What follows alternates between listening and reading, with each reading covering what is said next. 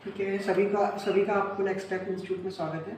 तो इस चैनल के माध्यम से हम आपको रीजनिंग का टॉपिक करवा रहे हैं, कोडिंग डिकोडिंग, जो कि कैसा कोडिंग डिकोडिंग है जिसमें ऑप्शन के थ्रू हमारा आंसर निकलेगा। तो हमने देखा मास्टर को हमने क्या कोड किया हुआ है, मास्टर को हमने BNQVX कोड किया हुआ है। सेकंड को हमने क्या कोड किया है, ABJNOW कोड किया है, और नॉर्थ का कोड आपको निकालना है। अब कैसे इसको करेंगे, तो इसमें देखो n है, यहाँ पे हम देखेंगे n है, यहाँ पे हाँ n है, इसमें सेकंड में n है, तो यहाँ से एक कोड आ जाएगा आपका। फिर O है आपका, O हमने देखा O भी इसका कोड है आपका यहाँ पे। फिर हमने देखा R है कहीं पे, नॉर्थ का R, हाँ R यहाँ पे मास्टर में R आ रहा है। फिर हमने देखा T कहीं आ रहा है, हाँ T भी आपका आ रहा है, आपका T आपका मास्टर में आ रहा है। तो H आपका कहीं आ रहा है, H कहीं नहीं आ रहा है। ये इंपॉर्टेंट है आपके लिए, कौन सा लेटर है जो कहीं नहीं आ रहा है यहाँ पे, उसके हेल्प से हमें यहाँ पे वो लेटर होगा, जो वो कोड होगा जो यहाँ पे कहीं नहीं लिखा होगा। तो आपको H का कोड क्या है जो यहाँ पे नहीं लिखा होगा, तो हम ऑप्शन में देखेंगे कौन सा एक कोड ऐसा होना चाहिए जो कहीं भी ना लिखा हो।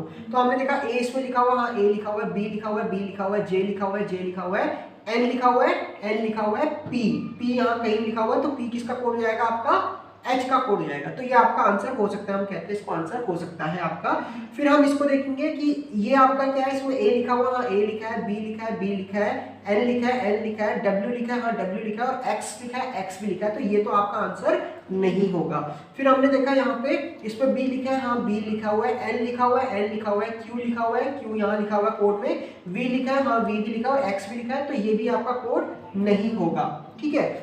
क्योंकि हमें एक कोड चाहिए जो H का कोड है जो यहाँ नहीं लिखा है, यहाँ भी H नहीं था तो यहाँ भी नहीं लिखा होगा। जैसे इसमें हमको मिला है P, तो H के लिए P बोल सकते हैं। फिर हम इसमें देखेंगे A लिखा हुआ है, हाँ A लिखा है, B लिखा है, B भी लिखा हुआ है, N लिखा हुआ है, N भी लिखा हुआ है, V लिखा है और V भी लिखा है, X भी लिखा हुआ है, तो ये भी आपका आंसर नहीं होगा। फिर हमने इसमें देखा A लिखा हुआ, हाँ A लिखा हुआ है, M लिखा हुआ है, हाँ M है कहीं लिखा हुआ, नहीं लिखा हुआ, तो ये आपका H का कोड हो सकता है। उसके बाद हमने देखा V लिखा हुआ है, V लिखा हुआ है, W लिखा हुआ है, W भी लिखा है और X भी लिखा हुआ है, तो इन दोनों में क्लैश हो गया है कि ये दोनों आपका इन दोनों में से एक आंसर है। तो कैसे निकालेंगे इन दोनों में से एक आंसर है, मैंने आपको बोला है यहाँ से भी दो आएंगे, यहाँ से भी दो लेटर आएंगे, क्योंकि यहाँ पे TR है, यहाँ पे OD है, ON है आपका, तो यहाँ पे आपके दो। अब देखते हैं यहाँ पे A लिखा हुआ, A कहाँ से आया, A यहाँ से आया आपका, B कहाँ से आया है, B यहाँ से आया आपका, B इधर भी है आपका, तो इसमें कौन सा कोई रिपीट था, इसमें ONTR कोई था इसमें, तो ये आपका आंसर हो सकता है, ये आपका आंसर नहीं होगा। क्यों नहीं होगा कि B